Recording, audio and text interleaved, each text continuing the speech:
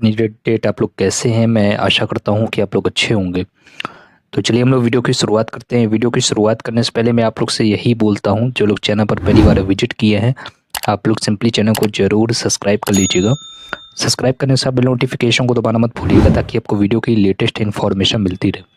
Telegram channel को भी आप लोग जरूर ज्वाइन कर लीजिएगा। वीडियो के डिस्क्रिप्शन बॉक्स पर टेलीग्राम चैनल की लिंक मिल जाएगी, आप लोग वहाँ से टेलीग्राम चैनल को ईजिली ज्वाइन कर सकते हैं।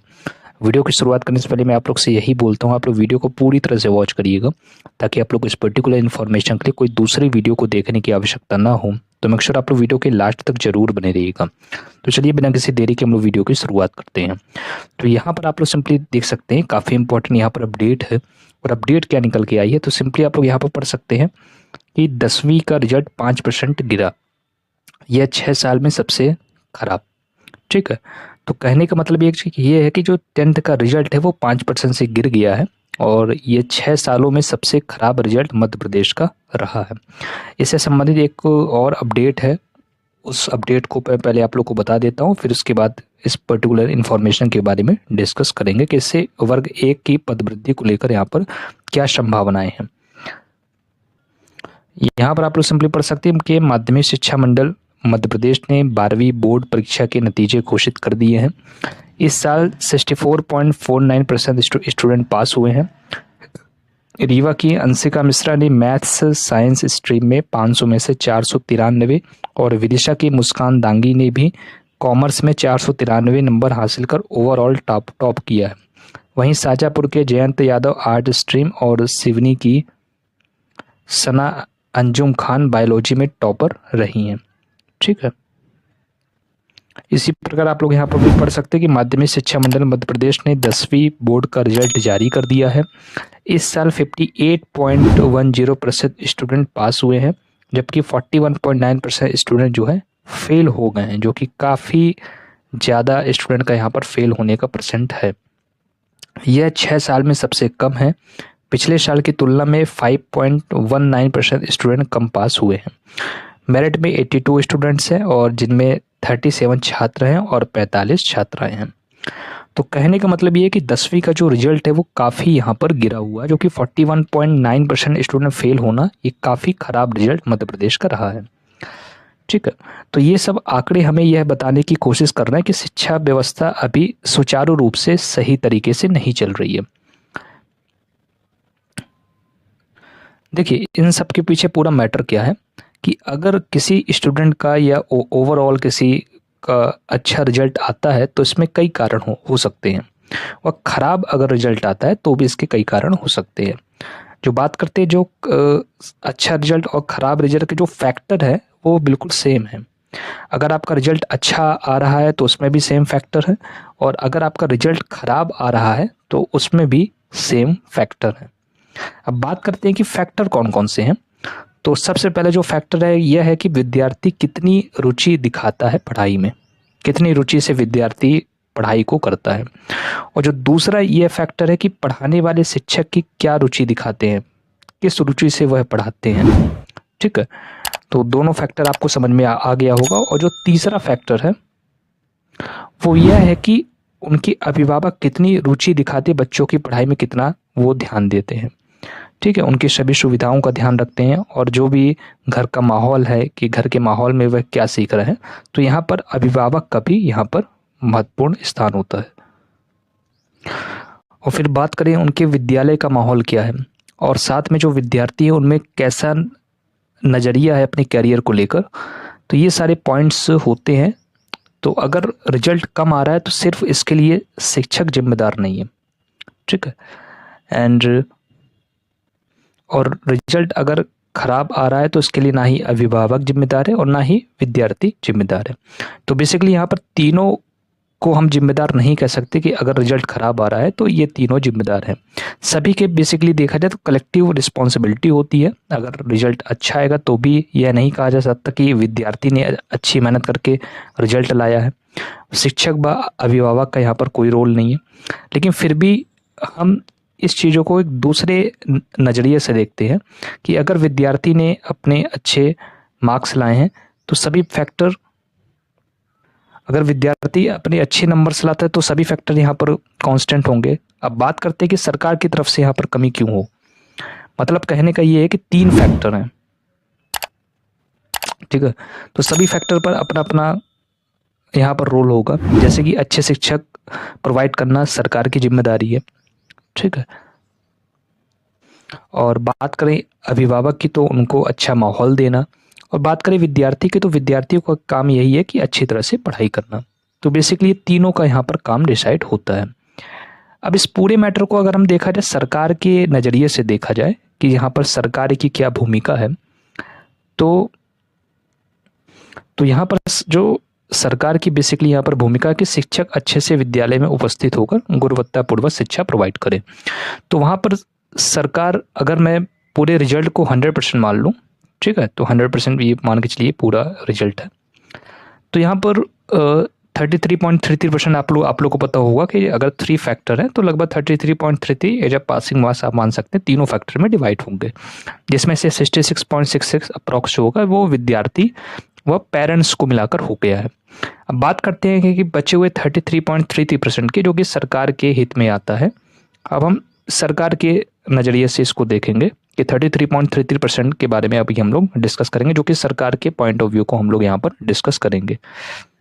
देखिए, अगर शिक्षक जो है अच्छे से पढ़ा नहीं रहा तो वो अलग मैटर है, लेकिन अगर सरकार ने सही तरीके से भर्ती ही नहीं करके रखी है, क्योंकि बहुत से विद्यालय आज भी है जिसमें शिक्षक की अभी भी जगह खाली है, और जो शिक्षक किसी दूसरे विषय के हैं उनको अपनी मूल विषय के अलावा भी किसी अन्य विषय को पढ़ाना पड़ रहा है। मतलब कहने का यही है कि अगर वहाँ पर जगह खाली है और आपके पास योग्य शिक्षक हैं, ठीक है, और आप जानते हैं कि अभी काफ़ी स्टूडेंट ने चयन परीक्षा, पात्रता परीक्षा सभी को उत्तीर्ण की है, वर्ग 1 हो चाहे वर्ग 2 की अभी नोटिफिकेशन आने वाला है, और वर्ग 3 की अभी चयन व पात्रता परीक्षा भी सुनने में आ रहा है कि भविष्य में हो सकती है। तो देखा जाए कि वैकेंसी अभी भी खाली है। उस पॉइंट ऑफ व्यू से देखा जाए, और सरकार गुणवत्तापूर्वक शिक्षा उनका मेन उद्देश्य है, तो शिक्षा के लिए जो भी अभी शिक्षक है और जो भी अभ्यर्थी,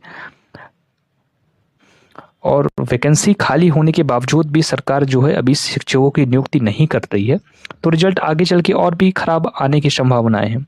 तो कहने का मतलब यही है कि जो न्यू एजुकेशन पॉलिसी है उसमें जो ट्रेन टीचर होंगे उन्हें ही रोजगार शासन की तरफ से बिल्कुल दिया जाएगा, और निजी स्कूलों में भी यही चलता है, इवन आप प्राइवेट में भी जाएंगे यही चीज़ें लागू होंगी कि जो ट्रेन टीचर है उनको ही रखा जाता है। आप सरकारी टीचर की बात करें तो भी वहाँ पर ट्रेन टीचर को रखा जाएगा, और प्राइवेट टीचर की बात करें तो भी उनको ट्रेन टीचर को ही रखा जाता है,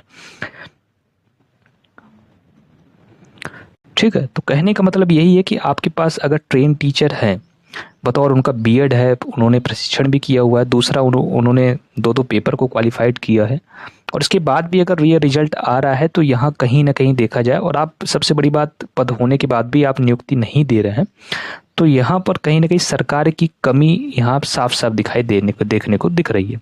अगर वैकेंसी खाली नहीं होती तो फिर बात हम मानते कि चलो यहाँ पर सरकार की तरफ से कोई दिक्कत वाली बात नहीं है, बट अगर वैकेंसी खाली है, योग्य टीचर वेटिंग में आ रहे हैं, तो यहाँ कहीं ना कहीं साफ साफ दिखाई दे रहा है कि सरकार की तरफ से यहाँ पर कमी दिख रहा है।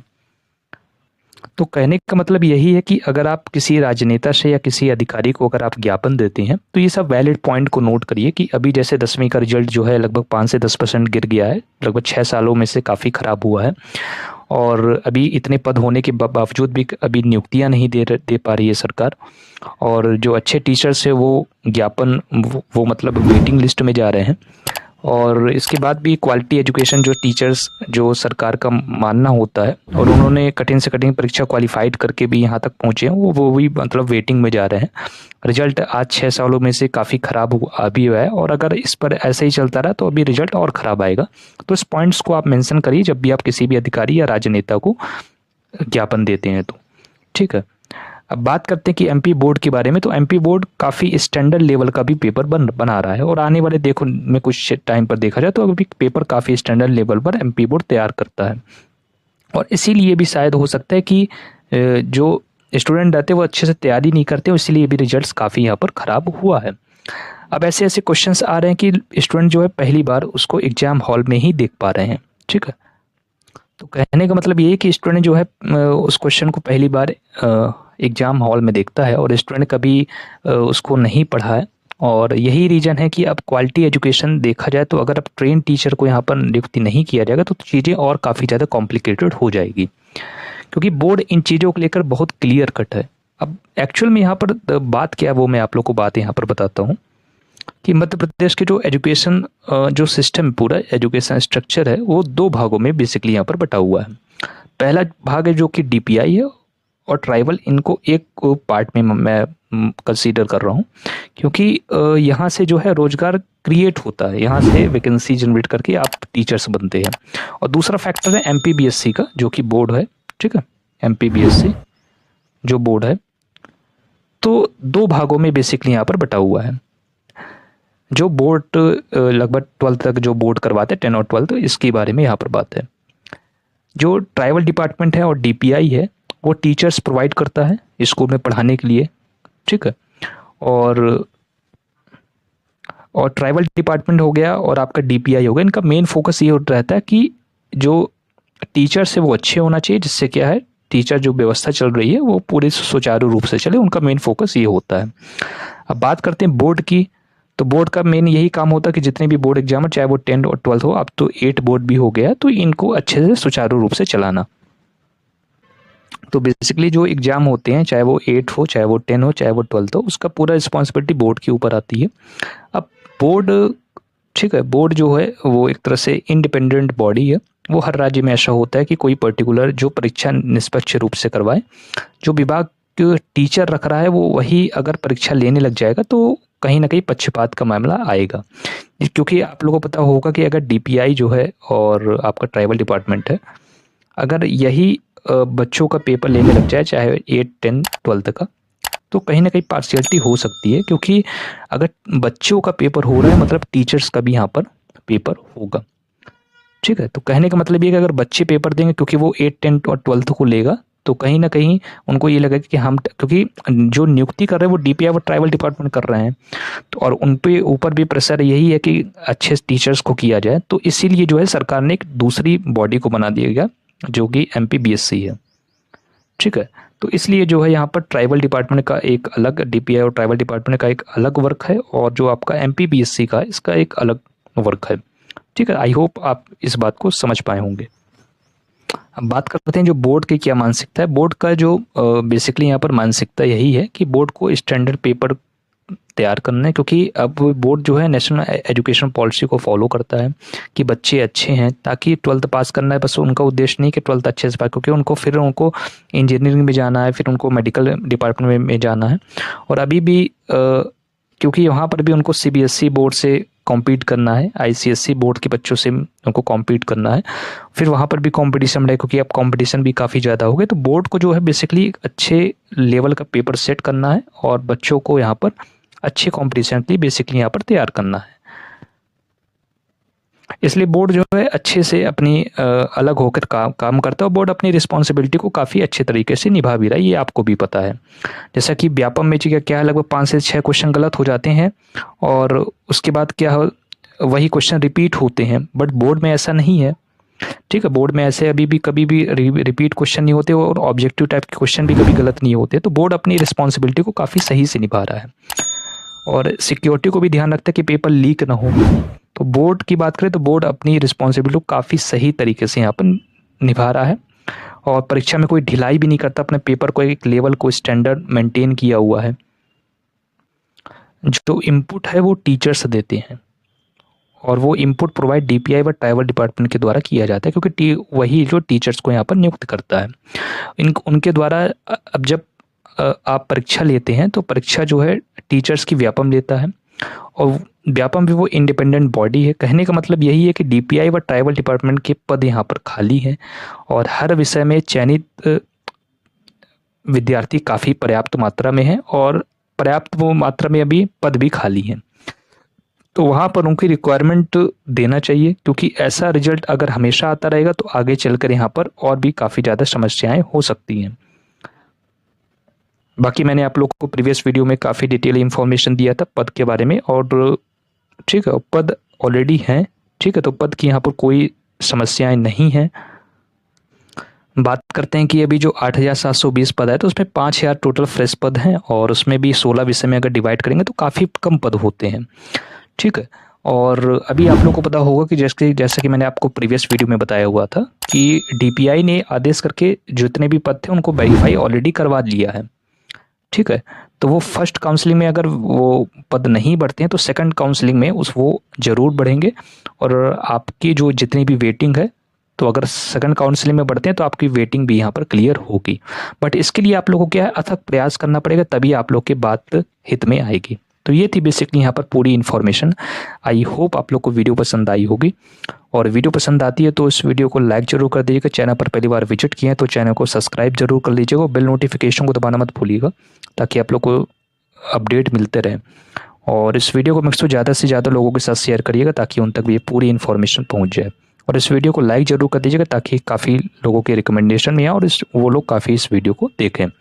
तो ये थी बेसिकली यहाँ पर पूरी इन्फॉर्मेशन। आई होप आप लोगों को वीडियो पसंद आई होगी। इसी प्रकार के लेटेस्ट कंटेंट के लिए आप लोग चैनल को जरूर सब्सक्राइब कर लीजिएगा, बेल नोटिफिकेशन को दबाना मत भूलिएगा। इसी प्रकार अपनी वीडियो को मैं समाप्त करना चाहता हूँ। जय हिंद, वंदे मातरम।